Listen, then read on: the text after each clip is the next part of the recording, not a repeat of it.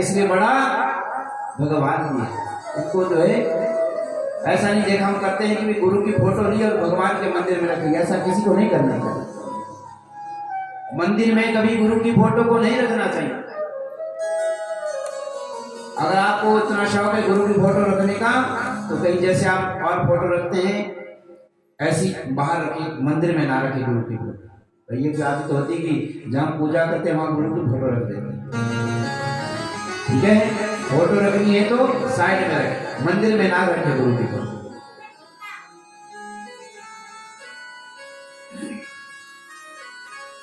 इसी तरह यहाँ पर सुदामा जी ने जब कहा कि कृष्ण जैसा जो यार, कृष्ण जैसा मित्र, उसकी याद क्यों ना आए। परंतु जाऊं तो जाऊं, कैसे जाऊं, घर में खाने के लिए अंता दाना नहीं है तो मित्र के घर में खाली हाथ कैसे जाऊं। मित्र तो नहीं बोलेगा, परंतु जो मित्र के घर वाले बोलेंगे तेरा मित्र आया कुछ खाने को नहीं आया, मित्र के घर में भी खाली नहीं जाना। और गुरु के दरबार में भी कभी खाना ना जाए, कुछ ना कुछ एक पुष्प ही लेके जाए, एक फूल ही लेके चले जाए मारा, पर खाली कभी ना जाए।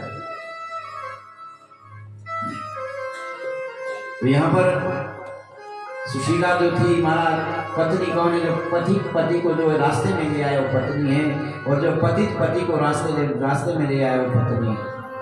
तो रास्ते से भटक जाते हैं ना कई बार पति पत्नी, एक दूसरे को रास्ते पर ले आया पति पत्नी कहते हैं। पत्नी ने क्या किया, गई भागी मारा 4 घरों की 4 पोटली जो चावल की लेके आई, पोटली मांगी और दी किसको, सुदामा। जैसी एक पोटली बांध के दी महाराज, 4 घरों को उसमें चावल थे, सुदामा के हाथ में दी। ये जो कुछ चिड़ियों है इनको आप जो है अपने मित्र को दे दें। अब उस पोटली को लिया हमारा, देखो सुदामा को 6 महीने जाते हुए लगे और 6 महीने आते हुए लगे, पूरा 1 वर्ष लगा, परंतु सुदामा ने एक भी चावल का दाना नहीं खाया। उस पोटली को लिया अपने हाथ में ऐसे ले लिया। अगर मेरी इसके ऊपर हाथ में भी ले सकते थे, छुपाने के लिए झोला नहीं है, अब यहां ही क्यों रखा होगा, हाथ में तो ले सकते थे। हाथ में इसलिए नहीं लिया कि मेरी बार बार इसके ऊपर नजर जाएगी और इसको मैं खा जाऊंगा और मुझे पाप लगेगा। इसलिए क्या किया, अपने कान में क्योंकि नजर नहीं जाएगी। चले महाराज कि चले सुदामा द्वारिका को कृष्ण से मिलने, कहते चले कृष्ण हरे कृष्ण हरे कृष्ण। चले महाराज 6 महीने बाद द्वारिका में पहुंचना है, बढ़ते बढ़ते काशी में जा पहुंचे। जब काशी में भगवान शिव का मंदिर देखा, उस मंदिर को देखकर कहने लगेगा द्वारिका है। बड़े मारा गलत पता में आ गए, द्वारिका को। अब देखिए जैसे ही काशी में पहुंचे वही द्वारिका नहीं है, बड़े रोने लगे महाराज, मैं तो द्वारिका को जा रहा था शिव, चलो शिव के ही दर्शन करके आते हैं। और गए महाराज, शिव का दर्शन किया और भगवान भोलेनाथ से प्रार्थना की, प्रभु मुझे जल्दी से जो है द्वारिका को दिखा। देखिए अब शिव क्यों आए, शिव के पास क्यों पहले गए।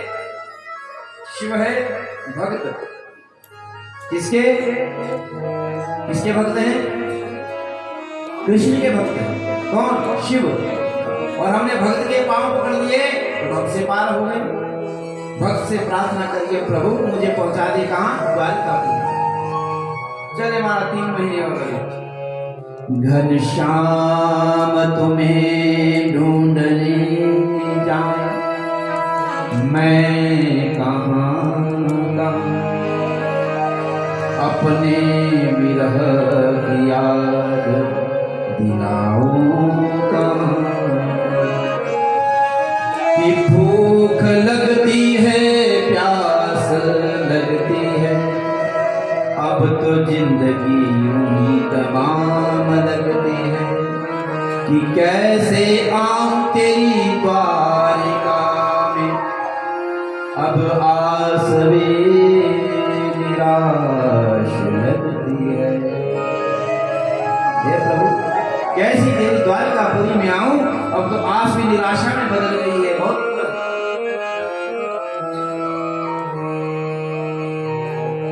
तेरी द्वारका पहुंच कैसे, भूख लगती है, प्यास लगती है, अब तो मेरी जिंदगी यूं ही तमाम लगती है।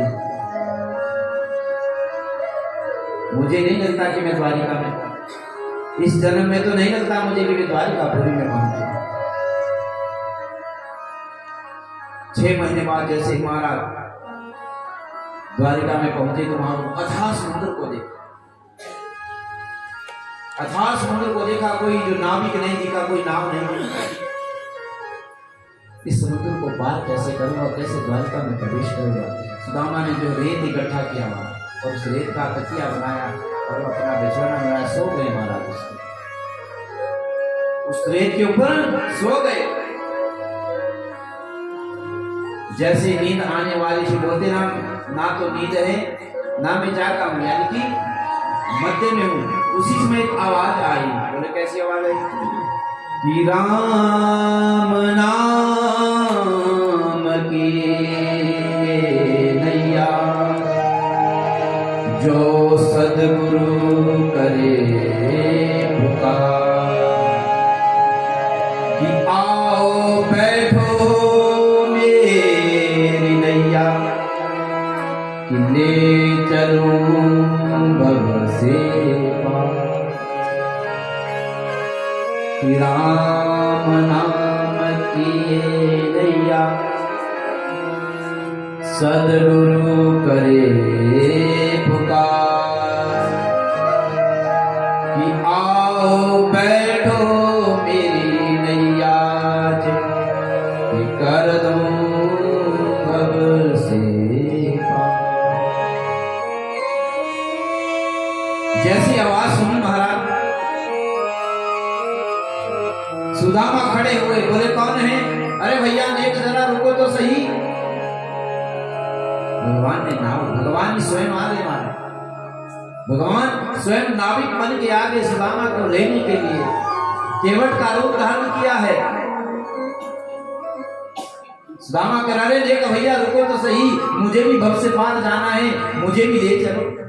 अथाह समुद्र पता नहीं लग रहा है मुझे भी द्वारिकापुरी जाना है। बोले आओ ही आ जाओ। भगवान ने बुलाया, नाव में बैठे। जैसे ही नाव में सुदामा बैठे तो भगवान सुदामा को देखते जा रहे।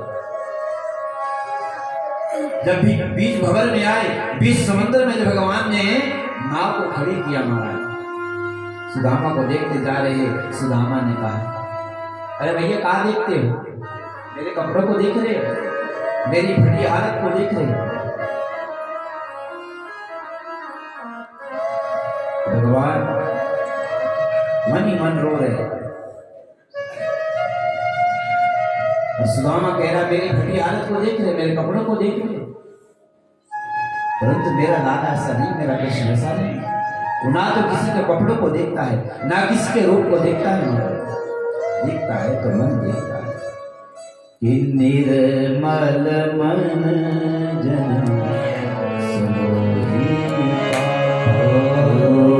निर्मल मन जन सोही, मोही कपट छल मोही कपट छल चित्र। कहाँ देख रहे हो? मेरी शक्ल को देख रहे हो या मेरे फटे कपड़ों को देख रहे हो? मेरा परमात्मा नहीं देखता कि ये बड़ा है या छोटा है। मेरा परमात्मा नहीं देखता ये साहूकार है या गरीब है। मेरा परमात्मा नहीं देखता ये काला है गोरा है। मेरा परमात्मा नहीं देखता इसने अच्छे कपड़े पहने हैं, इसने बड़े कपड़े पहने हैं। मेरा परमात्मा देखता है तो मन निर्मल जन सोही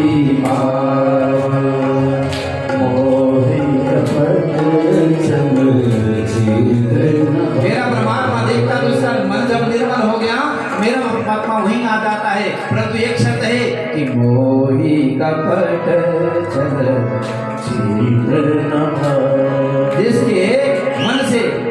छल और छिद्र निकल गया, मेरा परमात्मा वही आ गया। और सुदामा के मन में ना तो किसी के प्रति छल है, ना किसी के प्रति जो कपट है, ना किसी के प्रति जो द्वेष भाव है। परमात्मा मिलते हैं तो सुदामा जैसे भक्त को मिला करते हैं। कहा तू मेरी शक्ल देख रहा है, मेरे कपड़ों को देख रहा है, पर मेरा परमात्मा किसी के कपड़ों को नहीं देखता, मेरा परमात्मा किसी के धन को नहीं देखता, मेरा परमात्मा किसी के स्वरूप को नहीं देखता, गोरा है, काला है, मोटा है, लंबा है, पतला है। मेरा परमात्मा देखता है, मन देखता है। जिसका मन साफ है ना वही मेरा परमात्मा कुछ नहीं देखता है, साफ है, चाहे वो छोटा है फिर चाहे वो बड़ा है, चाहे वो बूढ़ा है चाहे वो जवान है, चाहे वो साहूकार है चाहे वो गरीब है, चाहे वो रंग है चाहे वो भिखारी है। मेरा परमात्मा देखता है तो मन को देखता है। भगवान मुस्कुराए सुदामा को लेकर, बोले कछु है देने के लिए, उतराई भी तो देनी है, भव से पार जाना है तो पैसा देना कुछ साथ में लिया। बोले ना भैया मेरे पास कुछ नहीं, मेरे पास कछु नहीं है, मैं कुछ नहीं दे सकता। बोले जब नहीं है तो कैसे पार ले जाऊं? बोले भैया ऐसा करो, मुझे पीछे ले चलो, मैं उतर जाऊंगा, परंतु मेरे पास कुछ नहीं है, ना मैं किसी का कर्जदार होना चाहता हूं, ना तो मैं किसी का कर्जदार हूं। हाँ, अगर आपने आवाज लगाई कि मैं भव से पार ले जाने वाला हूं, इसलिए नाव में बैठा हूं, अगर पैसा आप मांगते हैं तो पैसा मेरे पास नहीं है, मैं नहीं दे सकता। जब भगवान ने ऐसा कहा, सुदामा ने कहा कि मेरे पास कुछ नहीं, चलो मुझे वापस ले चलो, मैंने पार नहीं जाना है। तो भगवान ने कहा अरे सुदामा तुझ जैसे कोई तुम्हें भव से पार ले जाता है। कि भाव का भूखा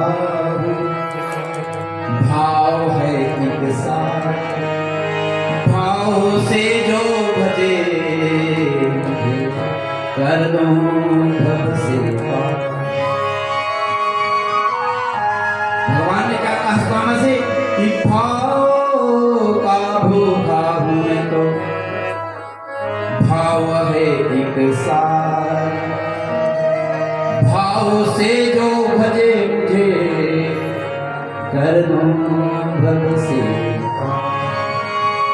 तुम जैसे भी तुम भव से पार लगाता हो ना, ऐसा मेरे परमात्मा ने सुदामा से कहा तुझ जैसे भक्तों को मैं भव से पार लगाता। जिसका मन निर्बल उसको भगवान देता है, जिसके मन के अंदर भक्ति के साथ छल कपट है ना, द्वेष भावना है ना किसी के प्रति, वो भक्ति नहीं है। भक्ति तो सुदामा की जैसी गरीब जरूर है, फटी हालत में जरूर है, परंतु किसी के प्रति कोई द्वेष भावना नहीं है, किसी के प्रति कपट नहीं है, किसी के प्रति छल नहीं है। यही तो भक्ति है, और क्या होता है? इसी को भक्ति कहा गया है, यही भक्ति का स्वरूप है। भक्ति का स्वरूप देखना हो तो सुदामा ने, भक्ति का स्वरूप देखना तो गोपियों में देखो, भक्ति का स्वरूप देखना छोटे छोटे ग्वाल बालों में देखो।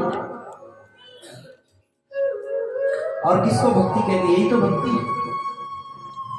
और हम भक्ति माने तो माने, किसको माने? जिस दिन जो है हमारे मन से दूसरे के प्रति जो है बुरी भावना खत्म हो जाएगी, उस दिन समझना कि हमारी भक्ति अब शुरू हो।